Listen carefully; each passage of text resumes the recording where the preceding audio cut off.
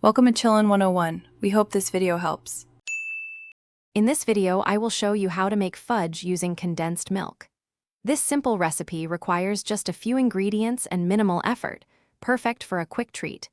You will need one 14-ounce can of sweetened condensed milk, about 2 cups of chocolate chips, and 2 tablespoons of unsalted butter. A dash of vanilla extract and a tiny pinch of salt will complete our delicious fudge. Now, let's get cooking. In a medium saucepan, combine your 2 cups of chocolate chips, the entire 14-ounce can of sweetened condensed milk, and the 2 tablespoons of butter. Place the pan over low heat. Stir this mixture continuously until everything is completely melted and beautifully smooth. This gentle heating prevents the chocolate from burning, ensuring a perfect consistency for your fudge. Once your chocolate mixture is wonderfully smooth and glossy, remove it from the heat.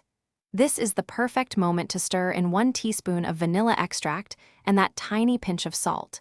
These additions truly enhance the flavor profile. Quickly pour the warm fudge into your prepared 8x8-inch baking pan.